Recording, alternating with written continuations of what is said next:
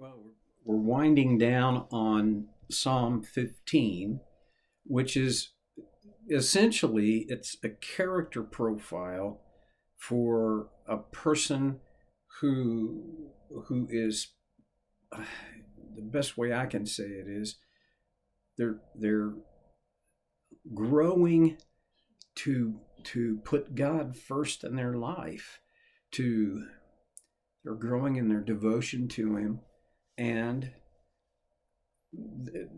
their excuse me, their behaviors, habits, actions they flow from the character. Last time we talked about verse 5, that these people lend money to the poor without interest. That's an act of compassion. And my experience in life, sorry, is that people who have been shown mercy often show others mercy well. Now, there are people, I will admit it, I have been this person. Maybe you haven't, but there have been times when I've been shown mercy and I kind of blew right by it. And just because I had to get what I wanted, I didn't have time. I didn't want to make the effort. All of the above to be merciful to somebody else. They were in my way. Only stupid people get in my way, right? No, that's not how it works. They don't charge interest to the poor. They're okay. And then the last character quality on David's list, who does not accept a bribe against the innocent. How in the world does that apply today in our world? I'm not. Well, actually, I don't ever remember being offered a bribe. I've never been in a position where I had enough power that would make any difference. In David's day, if you were a person of reputation and means, you were probably going to, at some point, be asked to make judgments. And David, if you think about this, the character of this person, as it builds on itself, this is a kind of person who you would want to be in a position of authority and responsibility. And so, if and when this person achieves that level of regard and respect and position, in David's day, you were probably going to be on at least a panel of judges, if not asked to be the judge. And this person does not accept a bribe against the innocent. All right. I got a bunch of stuff running through my head. I want to boil it away to what's the bottom line here? If I don't accept a bribe against the innocent, what it means is I do justice. I don't show favoritism. James, in the book of James, talks about showing favoritism. He draws this interesting and unfortunately a pretty common picture of, a poor man comes into the church gathering, and you basically say, here, have a seat on the floor. A rich man comes in and you say, please take a seat of honor. And James says it shouldn't be this way. God doesn't show favoritism to anyone.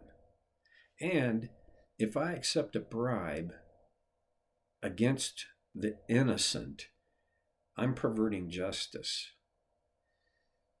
Now, we're not talking about executing judgment against the guilty. We're talking about a system where one could expect bribes to be offered. And in this scenario, if you're going to be offered a bribe against the innocent, who's that bribe going to come from? The guilty. So one aspect of this is don't align yourself with guilty people and don't let them, through you, pervert justice.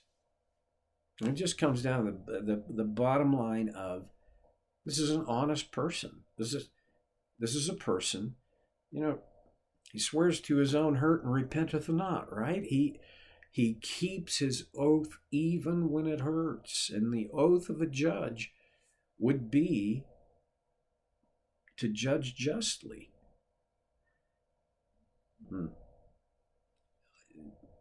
I guess for me, because I've never been asked to judge about stuff. Well, that's not. Sometimes when I do couples counseling, one or both of the individuals want me to tell the other one why they're wrong. Which, yeah, I've had times when one of the two was quite in the wrong, but it's never been only one wrong party. And here's the other part. Me judging that person as wrong so that you can have some level of satisfaction probably is not going to fix the problem. It's probably actually only going to make it worse. Anyway, I'm not much of I tried to get out of the judging business when I grew up enough to realize it's not about me being right and you being wrong. No, it's about the truth. And me aligning myself and positioning myself, orienting myself toward the truth. This person who doesn't accept a bribe against the innocent has oriented themselves toward the truth. This takes maturity. It's not easy to do. It's not even natural. See, what's most natural is self-interest. Me getting what I want, how I want it, when I want it, on and on it goes. Okay. Whoever does these things will never be shaken.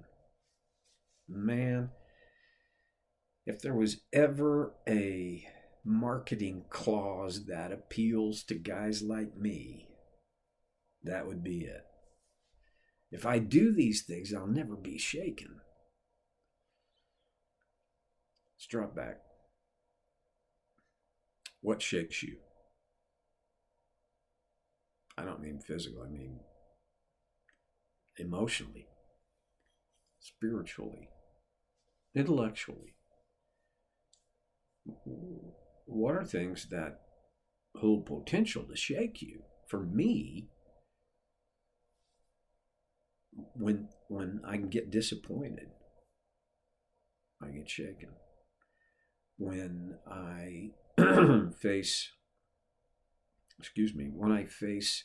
what feels like difficult and unfair and unwinnable situations, that shakes me. I mean,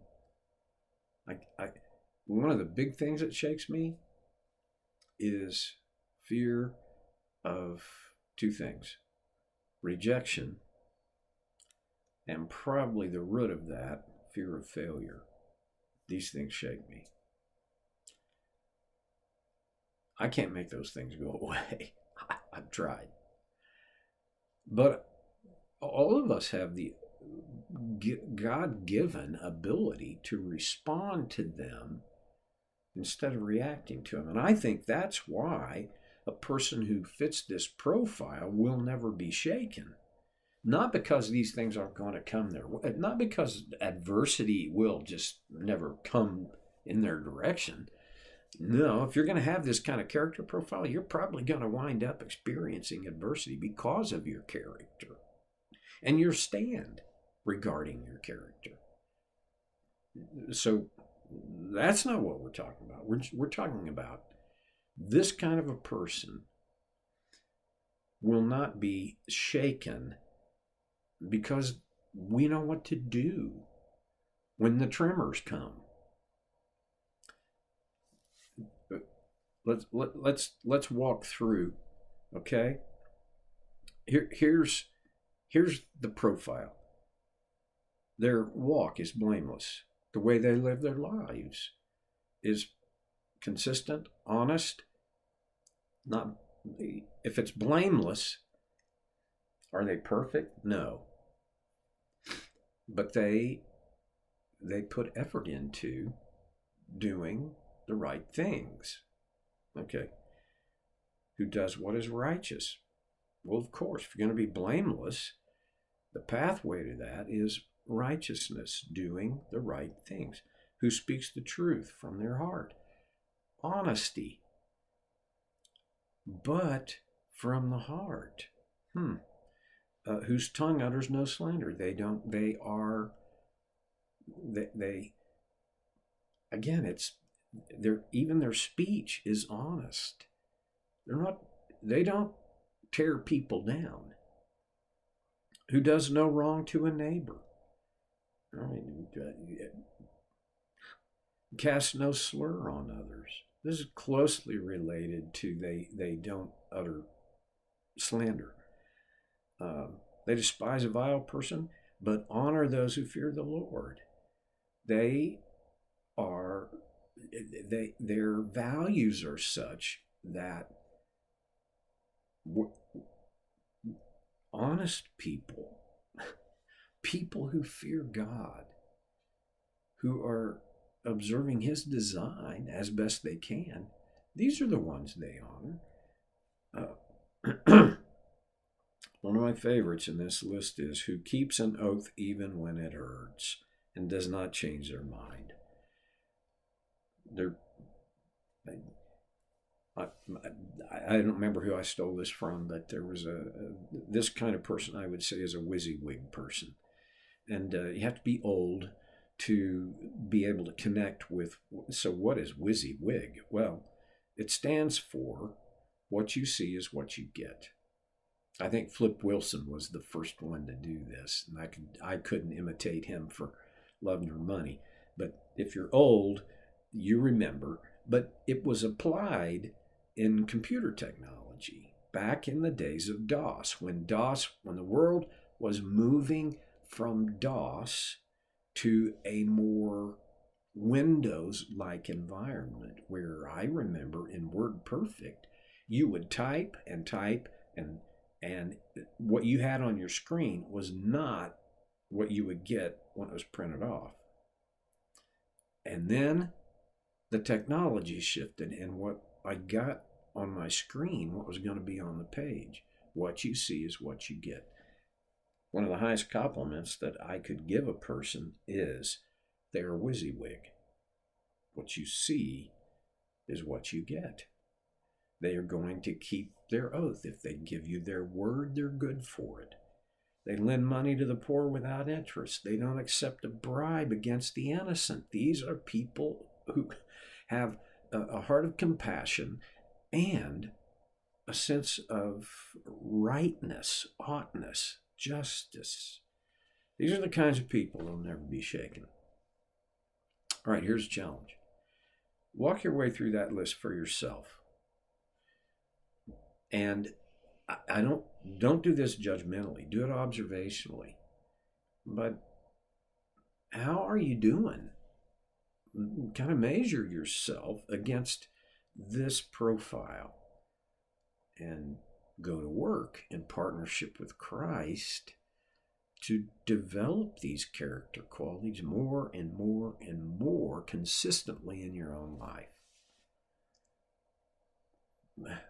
Boy, would that revolutionize leadership in anybody's world, anybody's home, anybody's church? I think it would. See you next time on Soul Care with Stevie Boy.